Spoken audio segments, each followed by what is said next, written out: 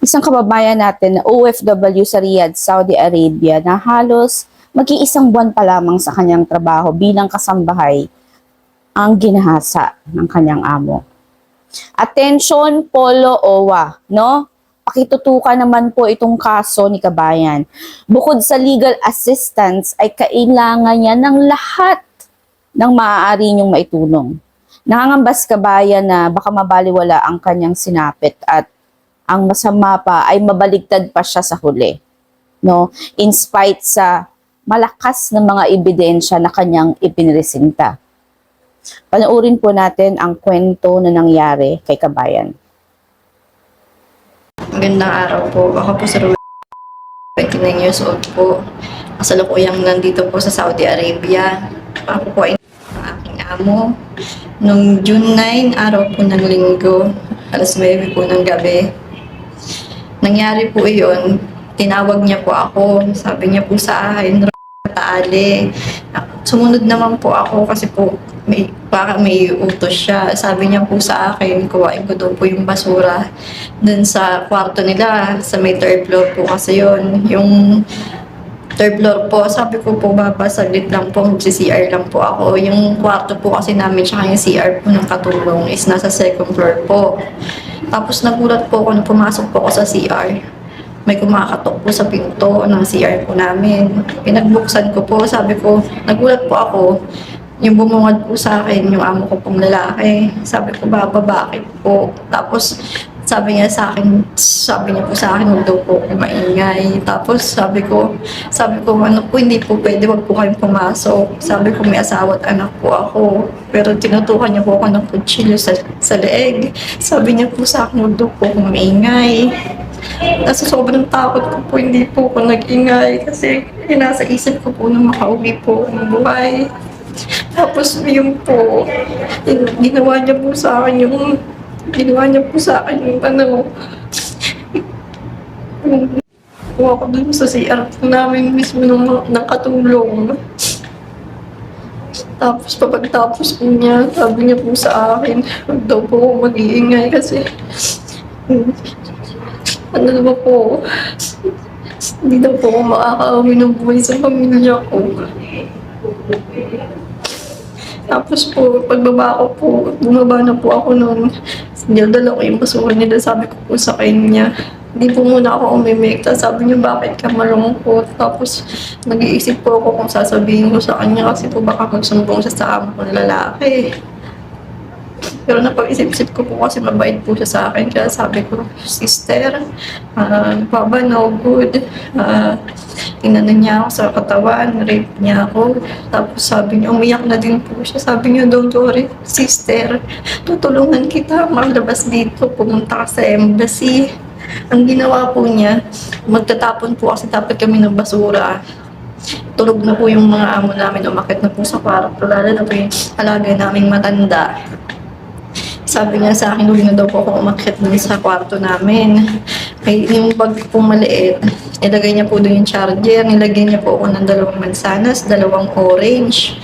Tapos sabi niya po, binigyan niya po ako ng 255 star, pamasahe ko nga daw po sa taxi. Tapos sa labas po, may isang CCTV, sabi niya sa gilid lang daw po ako dumaan. Tinulungan niya po ako, inantay niya po kung makalabas. Sabi niya sa akin, don't worry sister.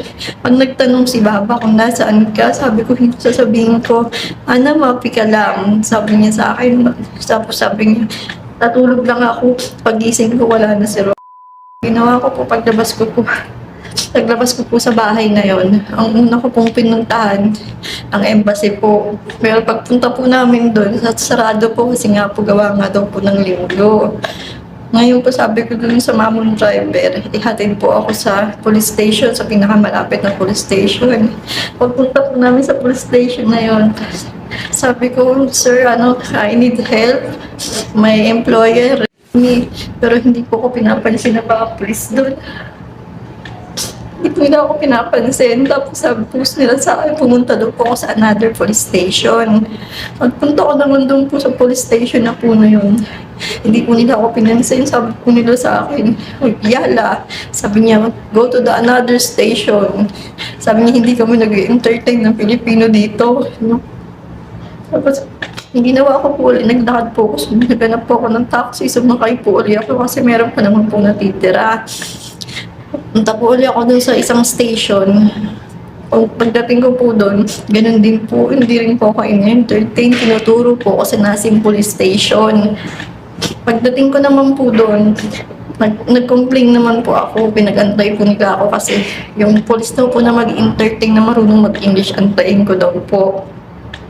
Pagdating naman po ng pulis na yon, sabi niya, hindi ka dito kasi hindi naman dito yung agency mo, Alsapwa, doon ka dapat sa kabilang station. Sabi ko, sir, but I have no money, wala na po akong pera pamasahe. Ubus na po kasi pang-apat na station na po ito. Sabi niya, hindi ko na problema yon. Sinamahan niya po ako palabas. Sabi ko, sir, sabi ko, last na po, sir. Pwede po ba akong makikonnect ng wifi dito sa inyo? Kukontakin ko lang po yung agency ko. Kasi gawa nga po nung wala po akong SIM card. Sabi niya, no wifi here. It's not my problem. Sabi niya po sa akin. Sabi niya, lumabas ka na at sumakay ka ng taxi. Hindi ko na po alam kung anong gagawin ko kasi hindi wala po akong pang-contact sa aking agency dahil wala nga po akong SIM card. Labas ko po, nakita ko po yung isang Arabo. Nilakasan ko po yung loob ko, lumapit po ko sa kanya. Sabi ko, sir, pwede po ba ako makikunik ng wifi sa inyo? Kahit saglit lang po, pupuntakin ko lang po yung agency ko. Kasi wala na po akong pera dito, hindi ko na po alam kung saan ako pupunta. So, mabait naman po yung Arabo, pinakakunik niya po ako ng saglit. Hindi po siya umalis hanggat hindi po ako natatapos mag-wifi, pero lumayo po siya sa akin. Ang ginawa ko po, kinonta ko po yung agency ko, sabi ko na nasa Nasim Police Station po ako. Alas 3 po yung madaling araw. Nasundo po nila ako. Alas 5 na po, mag-aalas 6 na. May liwanag na po. Pagpunta po namin doon, nasundo na po ako, dinala po ako sa agency ko. Sabi ko na nasa Nasim Police Station po ako. Alas 3 po yung madaling araw. Nasundo po nila ako. Alas 5 na po, mag-aalas 6 na. May liwanag na po. Pagpunta po namin doon, nasundo na po ako, dinala po ako sa agency, pinatulog po nila ako, pinakain. Tapos, pagdating po ng alas 9 ng umaga, nandun na po ako sa office ng agency pa namin. Pinapunta po nila yung amo ko. Sabi ko, ma'am, huwag niyo pong palalapitin sa akin yung amo ko kasi natatakot po ako. Maya-maya po lumapit po sa akin yung amo ko, doon mismo sa loob ng agency. Tapos, hindi po na po silang kaalam-alam na yun po yung amo ko. Ano na niya po ako, kinausap niya ako, ginanon niya po ako sa katawan. Sabi niya, sa takot po ako, sobrang takot po ako. Nung sumisigaw na po yung amo ko, saka po sila lumapit sa akin. Lumapit po sila sa akin, sabi niya, sorry, hindi ko kasi alam na employer mo pala yun. Akala namin, isa ibang employer yon. Tapos dinideny niya po yung ginawa niya. Dinideny niya po yung ginawa niya sa akin. Kaya po sabi nung sabi ko, ma'am, ano po yun, hindi naman po talaga yung nangyari. Ang ginawa po ng agency ko, pumunta po kami ng police station sa Nasim, dahil nga doon daw po malapit yung amo ko. Pagpunta po namin doon, ang tagal po namin nag-antay, tapos yung mga police po doon, one side lang. Nakita po nila yung mga case mark ko po, yung mga tusok ng kutsilyo. Meron po ako noon. Tapos mga stain ng dugo kasi sinampal niya po ako dito. Yung dugo ko yun dito sa bibig ko dahil pumutok. Hindi po sila naniniwala. Sabi sa akin ng pulis, hindi enough yung ebidensya mo. Ginawa siguro sa iyo ng agency mo yung madam. Yung case mark ko nga daw po. Hindi daw po yung employer ko. Tapos maya-maya po pinatawag po nila yung employer ko na lalaki. Dinitake naman po nila, siguro po 1 oras mahigit. Tapos pumunta po yung kapatid ng amo ko, police po yun. Inano po siya, nilabas po siya, gamit po yung ID ng police na yon, nakalabas po. Tapos pinag-uusap-usap po kami dun sa loob. Ano ko po na one side po sila na kinakapian po nila yung pulis na kapatid na amo ko. Tapos dinuduro po ng pulis. Ng pulis na yung amo ko, yung kapatid na amo ko, natatakot po ako. Tapos hindi sila naniniwala sa akin dahil sinungaling nga daw po ako. Tapos sabi ko, mag-proceed po daw uli ng ng medical. Para doon po sa damit ko na may similya niya. Kasi hindi daw po sa kanyang ebidensya ko.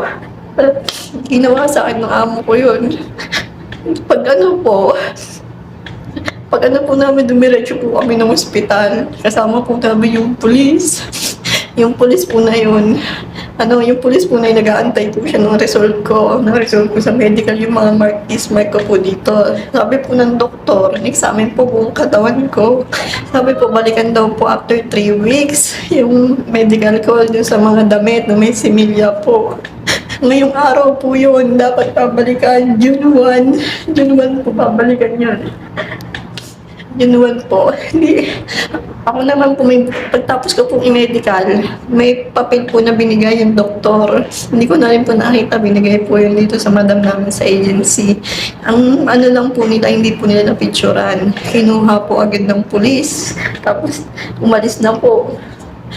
Tapos bumalik na po kami dito sa agency namin. Sabi ko, ma'am, magiging safe po ba yung medical ko doon? Kasi yung amo ko po ay kapit sa mga pulis. Kasi nga po gawa po ng pulis. Kinabukasan po, pumunta po kami ng polo. Report nga po yung nangyari sa akin. Yung polo naman po, pumunta po kami ng police station, kasama po sila. Pagdating po namin doon, hindi rin po kami may-entertain kahit kasama na namin yung mga taga-embassy. Tapos, nagantay po sila ng patagal. Ang sabi po doon, antayin na lang daw po yung result ng medical ko. Bago daw po ako bumalik. Bago daw po ako bumalik, umuwi na po kami ng agency noon. Ito nga po, ma'am. Ay, ito po, nag-ano po ko na. Sabi ko, ngayong araw po yung result ng medical ko, panay po kong tanong sa agency ko na ano pong update. Baka pwede po puntahan po natin yung hospital. Makakuha man lang po tayo ng kopya. Ng kopya po ng medical ko. Kasi natatakot po ko baka isabutahe po yung medical ko. Kaya pili po ako nakikiusap. And sabi naman po ng agency, wala pa rin daw po update yung polo sa kanila. Yung nag-aantay po ko, talagang natatakot po ako. Pumunta po kasi ako dito sa Saudi para po makapagtrabaho, kumita ng pera para sa mga anak ko. 14 days para po sa amin. Kung ganda na po yung nangyari. Bakit naman po ako nilabag dahil alam ko naman po na bawal po yung, alam ko naman po yung mga bawal na gawin dito sa Saudi. Ang hanap ko po trabaho, pero ito po nangyari sa akin. Kasalukuyang na-shelter po ako. Yung trauma, stress po.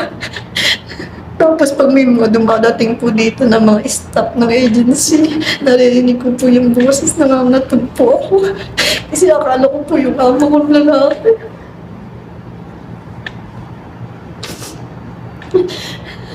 Yung pamilya ko po sa Pinas, nag-aalala na po pati yung mama ko. Ano po nangyayari sa akin dito?